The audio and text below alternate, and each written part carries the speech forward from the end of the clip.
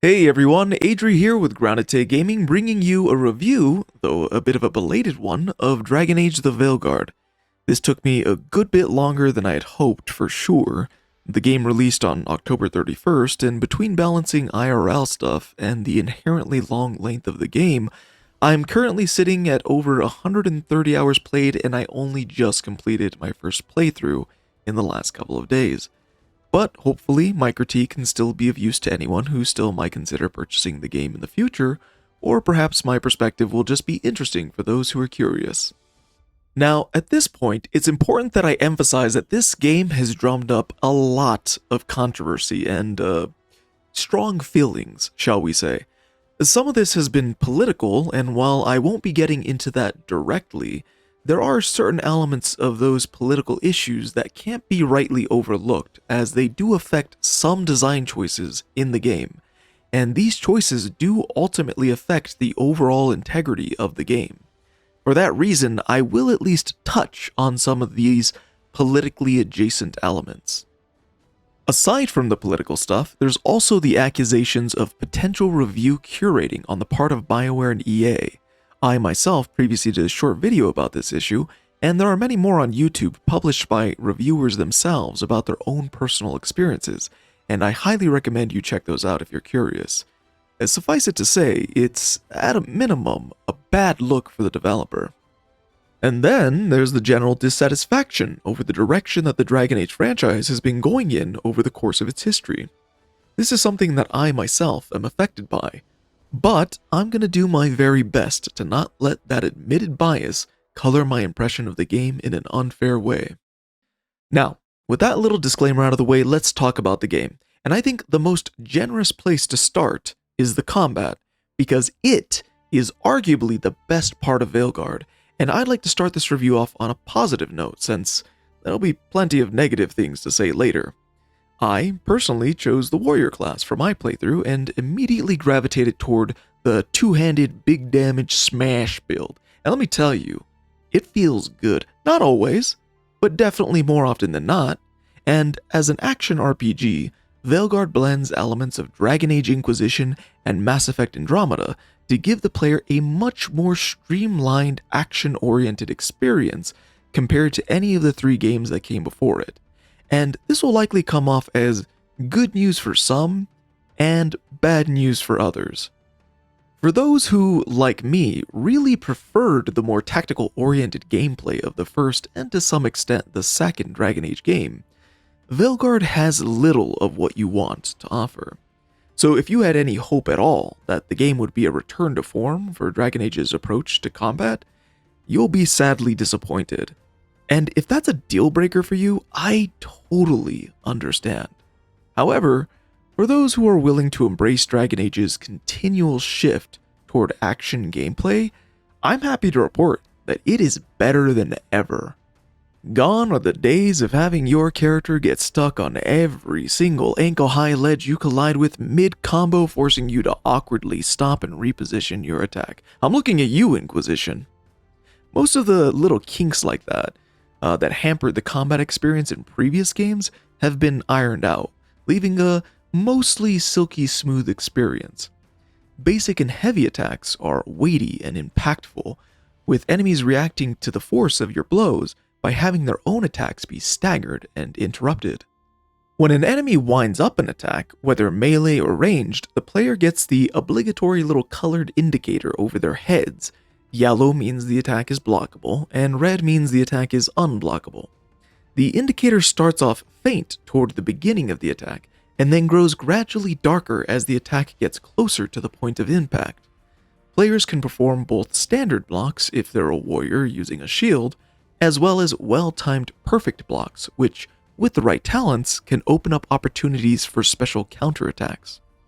Enemies also have a stagger bar. This is the same standard mechanic you'd see in virtually any modern Souls-like game, and while Veilguard doesn't try to reinvent the wheel, it does do a good job of making that wheel spin smoothly.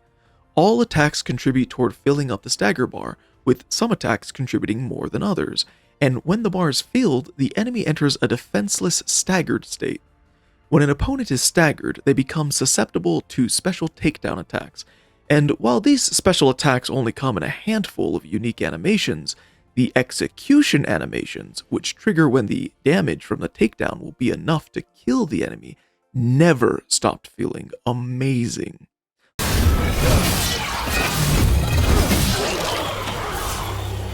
Though, if there's one major issue with the Stagger system, it's that it isn't universal across all enemies. You will occasionally encounter foes who simply can't be staggered, and if you happen to build your character loadout around maximizing stagger damage and opportunities, fighting such enemies can feel pretty awful. There's also a wide variety of unlockable combos and finishers, although many of the button inputs can conflict with your movements, which sometimes led me to feeling a frustrating lack of control over my own character. Some of this improved with experience, but to some degree, it feels more like an issue of poor planning on the developer's part.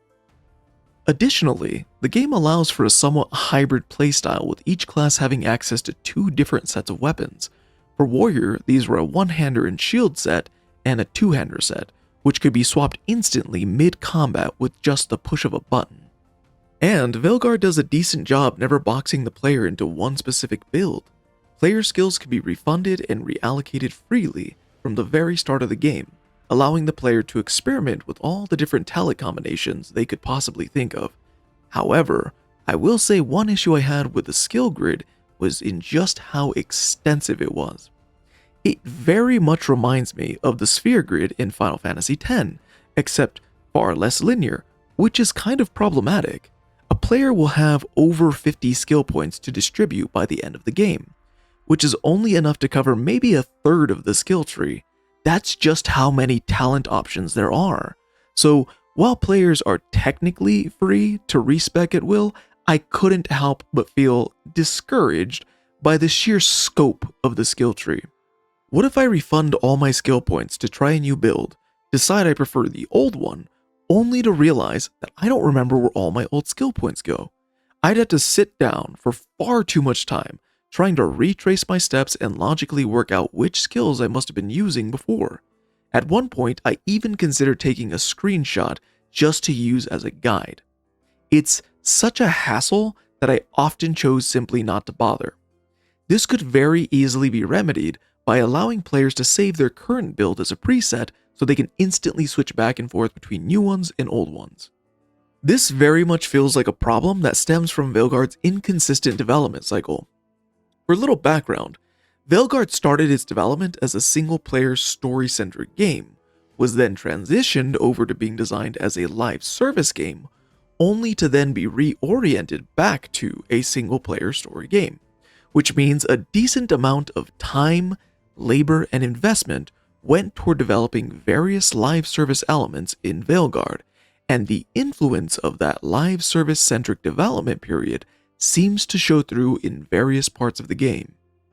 Veilguard's skill trees in particular probably would have worked much better in a live service game. If you were to main a warrior, rogue, or mage in a competitive live service environment, you'd likely end up spending hundreds of hours playing, researching, and fine-tuning different class builds. In that sort of scenario, the skill tree probably wouldn't feel too bad. But in a single-player, story-centric experience, the average player is likely to only do one playthrough, especially in today's modern games industry where so many games are bought only to go unfinished. I'm guilty of that myself.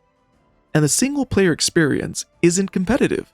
Players are free to simply play what feels good to them and not concern themselves much over optimizing their build. The skill tree in a single-player story-centric game should be approachable and accommodating to the realities of a single-player story-centric experience. But in many cases in Veilguard, the skill trees being just one example, BioWare tries to force a square block into a round hole. Even if you can make it work, it'll never quite fit right. And that brings me to primers and detonators. This is actually a system that goes back at least as far as Mass Effect Andromeda, and the basic premise is that certain classes can apply special temporary debuffs to enemies with their abilities. Other classes can then trigger those debuffs with skills of their own, resulting in a special AoE damage effect. The skill that applies the debuff is the primer, and the skill that triggers the debuff is the detonator. There are 3 primer detonator debuffs in total: Sundered, Weakened, and Overwhelmed.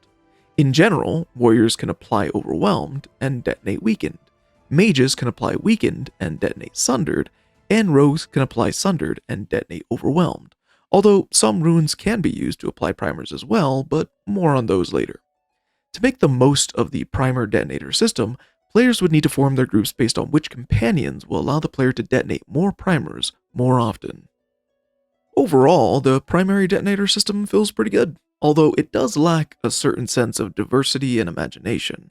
I didn't even end up using it until about 40 hours into my playthrough, mostly because the companion abilities all share one cooldown, and since every companion has some form of healing ability, you're ultimately left having to decide between a little extra damage or a potentially life-saving heal. The other reason I didn't use them for so long was simply because I didn't feel like I needed them. All the other combat mechanics were enough to keep me engaged for all that time. Eventually, however, I did end up starving for some new combat variety, and by that point, I felt experienced enough to not need both of my companion heals at the ready at all times, and finding that balance between offense and healing with companion cooldowns is definitely something players just have to feel out with time. Going back to runes, they function quite differently here from any other Dragon Age game. Runes in the previous titles generally only provided passive boosts to player damage or resistances, but in Veilguard, they provide both a passive and active effect. Activating a rune in combat can have a wide range of effects. They can provide a CC, deal damage over time, apply primers, deal stagger bar damage, just to name a few. You can also have up to 3 runes equipped at any given time, although, like with companions, active rune abilities all share one cooldown. Speaking of companions, players should expect some pretty massive changes here as well. In Veilguard, they function quite differently from any other Dragon Age game, although players of Mass Effect 3 will probably find it pretty familiar. In effect, companions have really just become a set of extra abilities that players can use on demand. They are animated in the world around you, and can even draw some enemies' attention off of the player character for a time, but their overall influence on combat outside of their abilities is minimal. Their basic attacks deal almost no damage, and their ability to hold enemy threat outside of taunt abilities is inconsistent at best. They really only exist to offer you, the player, their abilities. Granted, there are some niche and gear skill combos that allow the player to significantly increase companion damage. I didn't really play around with these though, because I don't see the point of making my character an overglorified companion buff machine. But outside of these niche builds, their presence in combat is mostly aesthetic. This may be understandable as a change for the sake of optimizing the combat system to be more action-oriented, but it is nonetheless something that might bother some longtime Dragon Age fans, and is thus something they should be aware of when considering a purchase of the game. Lastly on combat, I'd like to touch on game difficulty. Veilguard offers 5 levels of difficulty, 4 of which are customizable and 1 which isn't. The levels that can be customized can be fine-tuned in a variety of different ways to allow the player to create a difficulty setting that suits them best. The one level that can't be customized, Nightmare Mode, also can't be changed to a lower difficulty mode after it's been selected as part of the character creation process, so once you choose it, you're committed to it on that character. In my case, I chose the second highest difficulty setting and only customized it to turn off the aim assist settings since I used keyboard and mouse, and I quickly regretted not choosing Nightmare Mode. I initially wanted to play it safe with a setting that I could lower if I found the game to be too much of a challenge, but frankly, for any player who actively seeks a challenge, particularly any FromSoft fans out there, this game will be relatively easy, even on Nightmare Mode, and that's coming from a very average skill gamer who just happens to like a challenge. A handful of bosses did give me trouble, but all but one of them was because I was fighting them severely underleveled, and it was those fights against overleveled bosses that ended up being the most memorable moments of my playthrough. The one I was at the appropriate level for, but that just outright stumped me, was against a mage type boss who had a little floaty arcane missile type attack that hit like a truck, and I just couldn't figure out how to avoid it. Eventually, I just sort of powered my way through it with a bit of luck. It's probably a skill issue, probably, but the fight still overall sucked as a two-handed warrior. Moving on from combat, let's talk about performance. Game runs good. A game runs real good Or at least it did in my experience. I played with maxed out graphics on a 4K 144Hz monitor with NVIDIA DLSS and frame generation turned on and ultra ray tracing turned off, and my experience was buttery smooth. I managed to maintain a pretty consistent 120 frames per second with only very rare instances of lag or hitches. I experienced only a few minor bugs and glitches, particularly around the user menu, and exactly one game crash in over 130 hours of play.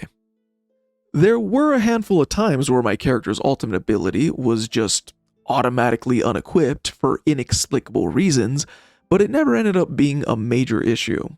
Overall, I'm extremely impressed with BioWare's optimization in Veilguard.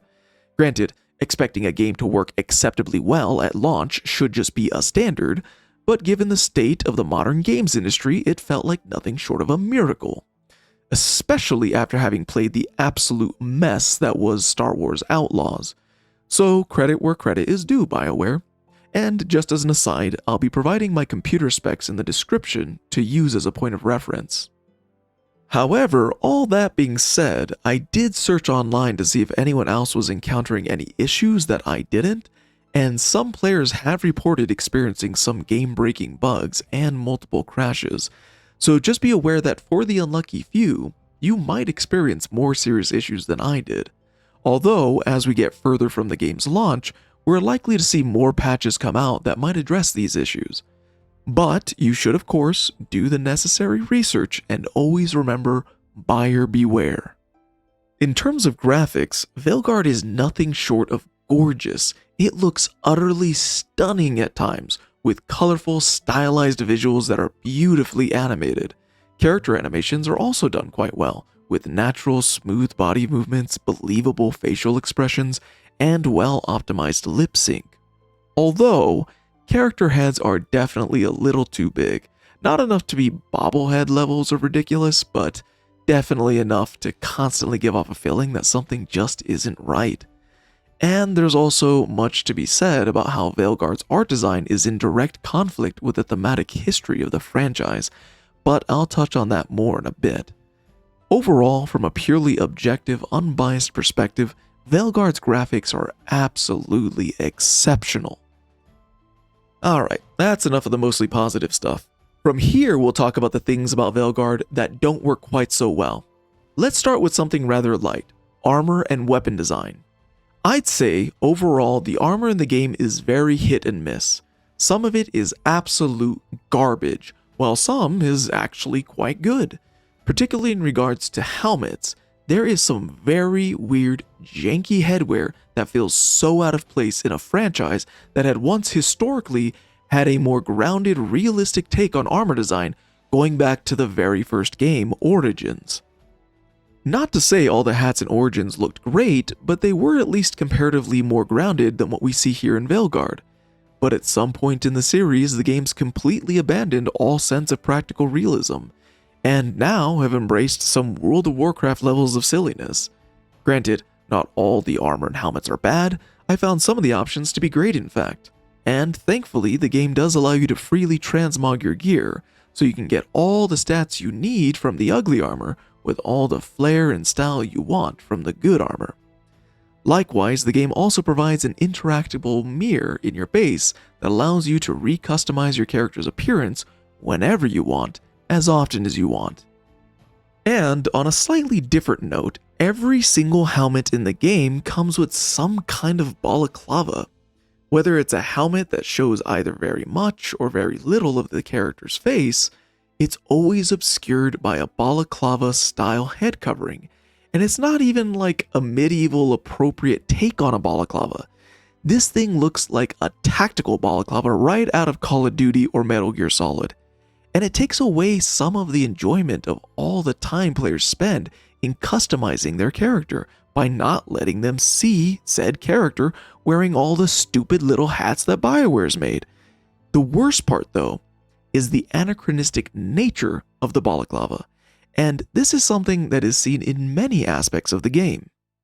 This is especially the case in dialogue. Many characters use terminology or patterns of speech that feel distinctly modern, and out of place. The character who undoubtedly bothered me the most in this regard is Tosh. She's clearly written to be a character of few words who's better at fighting than negotiating, but that doesn't change the fact that everything she does say makes her come off as a typical 21st century California teenager, which, I guess to be fair, she's Ravani, and Ravane actually does kind of look like it could be California, but you get the point. It's odd to see a character in the sort of medieval type setting that Dragon Age Origins established, speaking in such a modern way. The very first line that threw me off after meeting Tosh is when she responds to another character talking about something bad that happened to them, and Tosh's response was, "That's messed up. That's messed up." That might seem insignificant, but I honestly sat in front of my monitor for a while thinking to myself, is that really something a character in a medieval-inspired setting would say? I mean, maybe, but I honestly could not imagine a character in either of the first two games saying that. Maybe Inquisition, possibly, but even then I'm not sure. And Tosh is not the only example of this, she's just the most pronounced. Multiple characters also specifically use the word non-binary, which, by the way, I'm about to get a little political. Now, whatever you feel about the non-binary identity, or gender identity more broadly, try to put that aside and just consider the use of this word in the game purely as a consideration of atmosphere. I find the use of this word to be inappropriate to Veilguard's setting, not because I have an issue with people being non-binary, but because that term, one that is so distinctly modern, used in this context, is so clearly out of place. It honestly felt like my companions were going to start talking about the historical friction and racial discrimination between elves, humans, Qunari, and dwarves in the world of Thedas by using terms like critical race theory. Don't get me wrong, the best fiction stories tend to include themes that serve as a direct reflection of the issues we face in modern reality, but those issues should be conveyed in a manner that feels natural to the story's setting. What really angered me about this is at some point in the story we find out that the Qunari actually have an in-universe word for non-binary. So why not use that word instead? Or make up an equivalent word or phrase or description with the same meaning for the various languages and cultures in the game's world Thedas. In that way, you represent the issues you wish to convey in your story while also maintaining the integrity of your fictional world setting. Honestly, it felt like it was only a matter of time before I visited Tosh for a quest, only for her to spend 10 minutes passionately explaining Skibbity Toilet to my warrior. In the first three games, particularly Origins, everything felt very medieval, including in most characters' speech. They tended to speak in a manner that was well suited to a medieval type setting. The speech of some characters in Origins sounded almost poetic, looking at Sten as one example, who, much like Tosh, is written to be a character of few words, yet still manages to exude a certain eloquence in what little he does say. And I think one example that's really stuck in my memory is the introduction of Morgan's character in the first game. Take that scene and compare it to the introduction of any of Veilguard's characters, save for maybe Emmerich, whose dialogue is actually done quite well, and you would think that you're looking at two very different franchises, both in terms of theme and quality. And I believe this difference clearly denotes a disparity in writing between the older and newer Dragon Age games. The script and just the writing in general in Veilguard utterly lacks nuance or self-awareness. That being said, despite my reservations with the game's writing, I will say that I actually quite liked all of Veilguard's companions. I even liked them significantly more than the companions of Inquisition, even though I believe Inquisition had superior overall writing. Inquisition had multiple companions who I either felt completely ambivalent about or outright disliked. Comparatively, every single one of Veilguard's companions are likable. Their dialogue is somewhat cringy at times and occasionally feels out of place in the Dragon Age universe, but their personal conflicts are all easy to sympathize with, and their personalities are generally easy to like. If anything, they're all a little too easy to get along with. And this brings me to my next point of contention. The Veilguard lacks inter-character conflict. Everyone gets along far too easily, and even the small amount of superficial character conflict we do see amongst our companions just ends up feeling forced and contrived. You can tell as soon as you hear a little conflict boiling up between two characters that it's obviously temporary and they're clearly going to reconcile within a couple story quests. The little utopian community you build in the Lighthouse, which is the name of your companion hub, kind of like the camp in most RPGs or Skyhold and Inquisition, is so peaceful that it feels unbelievable. You just can't get 8 random people, especially ones with such massive personalities and from so many diverse backgrounds, put them into a team, one which lives, eats, and socializes together, and expect them to all get along. That is a recipe for conflict, and that's good! Conflict is the driving force behind every good story. There's nothing interesting about, once upon a time, there were a group of 8 people who all liked each other, always supported one another, and lived happily ever after. The end. That's boring and unrealistic. Companions should start off with major differences and inherent conflicts that stem from their diametrically opposed backgrounds and ingrained biases. Then, you as the player character either watch them, or in some cases even help them, negotiate their differences and slowly come to, even if not like one another, at the very least respect and trust one another as part of a team. Bridging that divide between two contentious personalities to the point where they can find common ground and unite under a common purpose is believable and inspiring. And it's a lot harder to write than a story in which everyone just gets along. Even as the player character, you're unable to ever truly be mean or cruel, much less evil, to most of the characters you interact with. Personally, I generally prefer playing the generic nice guy protagonist, but the fact that the option to be a bad person isn't available in a supposed RPG is disappointing. The point of a role-playing game is that you have some leeway to make the character be who you want. There's always going to be some understandable limitations in the extent to which you can do that, but in the case of Veilguard, they basically only ever give you the option to be one of 3 nominally different levels of good. So what kind of protagonist are you? Super nice, mostly nice, or just kinda nice? There are no other flavors. It should be noted that RPGs that allow characters to be outright evil also tend to require a competent level of writing, since diverging character arcs can lead to vastly different story outcomes that can be challenging to craft.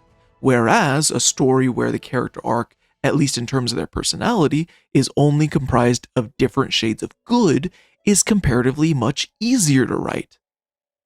Speaking of poor writing, let's talk a little bit about one of the common golden rules that all writers should be mindful of when crafting a story, and it's all summed up in 3 simple words: show, don't tell. It's a basic concept, and yet it doesn't seem like Veilguard's writing staff has ever heard of it. I cannot tell you how many times different aspects of a story were completely ruined by the game, essentially giving away parts of the plot. Sometimes even in things like quest text. I actually had one quest, I think it was in Docktown, which had me going to a specific place, and in the quest text, it literally told me that I would be ambushed by enemies, even though there were no hints in any part of the quest line, the story, the dialogue, or any other means that would otherwise have tipped me off to an upcoming ambush. It was simply a matter of the game giving away what should have been a surprise. Not that something so cliche would have been all that surprising, but it's still something the player should be allowed to experience for themselves rather than simply be told. But I would say Varric is actually the worst offender of this. After various key moments in each companion's questline, a little cutscene animation plays with Varric narrating a summary of the events that the player just experienced in their last quest, while also outright giving away the next major point of conflict in that storyline. And it was often based on the same formulaic plot from one companion to the next. The way that this usually plays out is you do a thing, it's good, it helps your companion, or at least moves along their story, but then there's always hints that your actions may have brought about a greater conflict that you'll face at some point in the future. This future conflict is already well enough hinted at in the gameplay through little breadcrumb clues left by the writers, it can leave players thinking to themselves, okay, things worked out this time, but I kinda get the impression that something bad might happen later as a result. I can't wait to see how it plays out. But then here comes Varric to just outright confirm the player's suspicions before they've had a chance to even experience it for themselves. If you choose to play Veilguard, then I definitely recommend skipping these little Varric summaries. They never tell you anything you didn't already know about the past, and often tell you more than you should know about the future. But frankly, the story more broadly has an even bigger problem of pacing. As with previous games, the player is tasked with completing multiple smaller storylines in various locations in order to progress the main plot. However, unlike most previous games, although I'd argue Inquisition suffered from this as well, the player isn't allowed to focus on completing each side story one at a time, but is instead forced to play through only small portions of each story and bounce around from one story to the next. This makes it feel really difficult to actually get into any one single story or even follow what's happening. And sadly, this also means that nearly all of the game's side characters are given far too little time to actually be memorable. The entire narrative experience in Veilguard is just far too disjointed and convoluted, and this same issue applies to companion quests as well. And as I mentioned before, it's so formulaic. Every companion quest seems to follow a basic, fairly predictable pattern in terms of how they transpire. And worse yet, while every one of these quests makes an effort to establish a big bad boss enemy for you to fight at the end of the quest, for nearly half of them, you'll never even get to face them. They just throw some generic boss type enemy at you and afterwards play a cutscene of you and your companion defeating the real boss that you actually wanted to fight. It ends up being such a letdown after so much buildup. And in addition to that, interacting with your companions, which you usually do at the player base I mentioned earlier, the Lighthouse, ends up being such a chore. If you're like me and want to see every single little nugget of story and companion interaction, you're going to be spending a lot of time running around the Lighthouse. And this wouldn't even be so bad if the area wasn't so damn big. The absolute worst times were when I had two companions to speak to on opposite ends of the zone, meaning I'd have to run across the entire length of the area just for a small conversation that was only ever really worth it about 25% of the time. And speaking of time, I think about 20% of my time spent in this game was solely dedicated to running around the Lighthouse, interacting with my companions. And most of that is simply due to the area being too large. Don't get me wrong, I like the idea that every companion gets their own personalized space that changes with time, and I think the addition of the little lamp that hangs outside of their room and glows and spins when they have something new to say to you is an awesome feature, and I'd like to see that more in future RPGs. But none of these factors, if you care about the stories of each companion, ultimately makes the amount of time you're required to spend running around the Lighthouse worth it. It's a small, chronic time sink that adds up massively in the end. Now, I've covered a lot of things in this review so far, but I think the very last big point I want to talk about is the general lack of respect Veilguard shows to its own world. If you're a relatively new fan of Dragon Age, particularly if Inquisition was your first game in the franchise, then this might not bother you so much. But for many longtime fans, who still envision the world of Thedas as it was portrayed in the very first game, Dragon Age Origins, the many changes that BioWare has made to the series in terms of tone, theme, and gameplay are not just small points of disagreement that can be relegated to differences of preference. I know there is some contingent of BioWare supporters who think that the old fans of Origins are just a bunch of whiny complainers who can't handle the changing times. But I implore these very supporters to try and look at the situation from the eyes of these older fans. Imagine, if you would, If Disney were to announce a new Star Wars sequel set 10 years after the most recent movie, The Rise of Skywalker.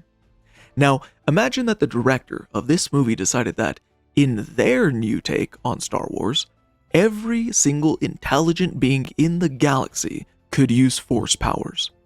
What was once considered a rather rare and special trait that only a select few happened to possess, and which marked these individuals with a unique sort of potential, is now instead just a common trait that everyone possesses. Everyone gets Force push, everyone gets Force persuasion, Force lightning, etc., etc. And worse yet, the director doesn't even provide an in-universe explanation for why everyone is now a Force user. All the characters in the new movie just act like it's always been this way, as though all the special meaning and implications related to Force powers that was established in all the previous movies means absolutely nothing now. Or, as a wise psychopath once said, when everyone is super, no one will be. In a situation like this, hypothetical though it may be, I think most reasonable people would agree that longtime Star Wars fans would be rightly upset at such changes that alter the very nature of a franchise, a story, an idea that they feel so much passion for. And for what? Was it necessary? Did this change need to happen? Was it a matter of survival?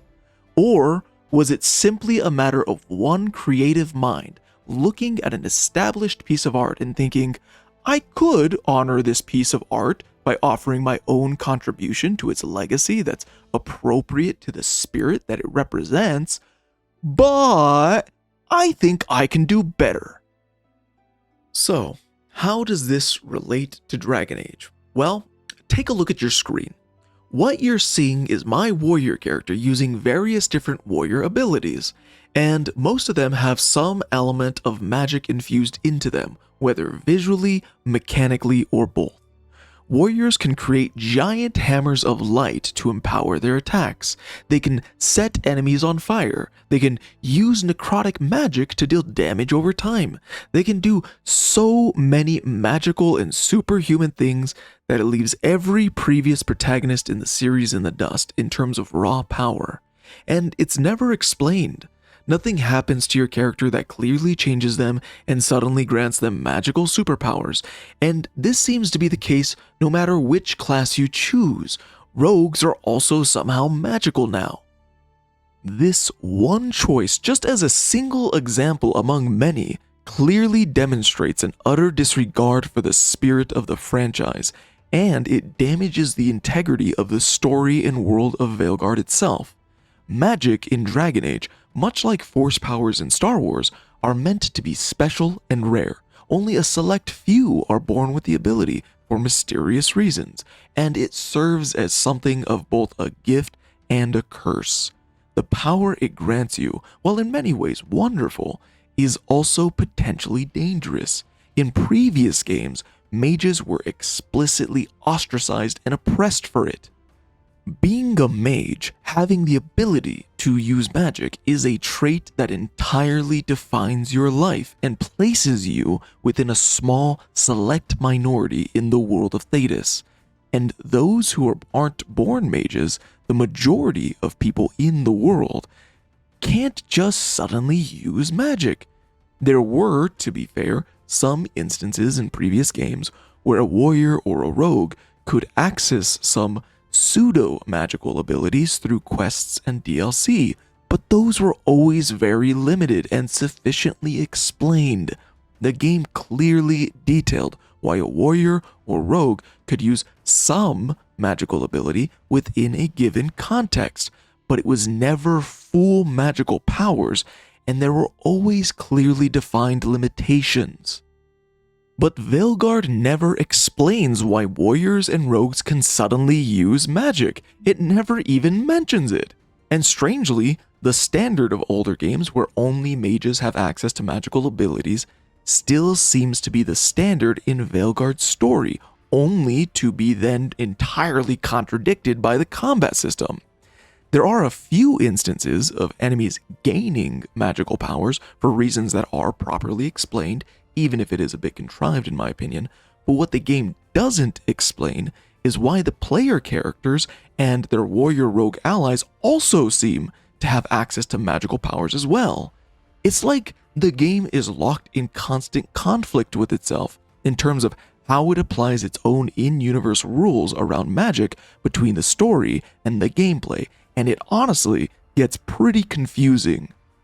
And that's to say nothing of the progressive shift from a more gritty, dark fantasy art style in the first game to the more colorful, cartoony graphics of Veilguard. I know I mentioned earlier that the game can play a bit like Mass Effect 3 with its companion system, but within the more cartoony atmosphere of Veilguard, it actually felt more like Kingdom Hearts to me. Your companions play less like Tali and Garrus, and more like Donald and Goofy. And my character felt like he was the next Keyblade Master Warrior of Light. The tone of the game just feels all over the place, like if Game of Thrones were to be remade by Disney for a PG-13 audience. And the best way to describe the difference between old Dragon Age's aesthetics compared to Veilguard's would be to look at the difference between the old Ghostbuster movies and the new ones. That is the perfect analogy. But all of this is not to say that Veilguard is utter garbage, or that you're wrong for liking it, or for liking the new Ghostbusters movies for that matter. You like what you like. People have different preferences, and that's fine. Whether or not someone enjoys a piece of art is a very personal, subjective assessment. You're never wrong for how you feel about a video game. And as much as a part of me really expected to hate this game, when I consider it from an objective perspective, I simply can't. Dragon Age the Veilguard is not a bad game. In fact, it's a decent game with a lot of flaws and a whole lot of baggage. So, should you buy it? Well, as is always the case, that depends on you, the consumer. What do you want out of your video games? What are your expectations? What are your standards? In my opinion, Veilguard is a third-person action RPG with a fun combat system, unwieldy skill tree, mediocre cosmetics, stunning graphics, likable companions, decent villains, formulaic narrative, and solid optimization. If you loved Dragon Age Inquisition and nothing in my review made you feel any hesitation, then I'd say that it's a pretty safe buy for you. If you're a fan of Origins and don't like the direction BioWare has taken the franchise in previous years, then this is definitely an easy pass. If you're right in the middle, or have no connection to or opinions about Dragon Age at all, then you should ask yourself, is the game's combat, from what I've seen and heard, something that can carry my interest over a 100+ hour experience, even if I end up not liking the other parts of the game? If so, then it definitely could be worth a try. If not, then you might want to give it a pass or maybe wait for a sale. As for me, if I wasn't playing it for a review, and I had known what I now know about Dragon Age the Veilguard, would I still choose to buy it? No, I wouldn't. It was overall a good experience, but it comes with some very major flaws, and it definitely lagged at the end. The only thing that got me over the finish line, and even then only just barely, was the combat system. The story had some great elements, but it's all buried beneath a whole lot of formulaic fluff. As I said at the beginning, I spent over 130 hours in this game, but it felt like only a small fraction of that was actually time well spent. I would have been much happier saving my money, playing something else, and, simply for the sake of closure, just watching Dragon Age the Veilguard the movie on YouTube. To its credit, the price of the base version of Veilguard follows the old $60 standard rather than the new $70 standard that the industry is trying to push. Plus, the more expensive deluxe edition, while definitely too expensive for what it offers at $80, only provides some otherwise unintrusive cosmetic benefits. As much as I'd prefer not to see gated content at all, it's at least not done in a particularly egregious way. Alright, that's it for my review of Dragon Age the Veilguard. I hope you found it informative, or at least interesting. And now that I've finished it, I'm eager to go check out some other reviews, since I was strictly trying to avoid them until after I published my own video. I'm curious to see what other people thought of the game. If you enjoyed the video, please consider leaving a like, or otherwise even a dislike, and let me know what you think about my review or the game in the comment section below. Thanks for watching everyone, this has been Adri with GIGABYTE Gaming. As a friendly reminder, don't pre-order video games, and I hope to see you again next time. Take care.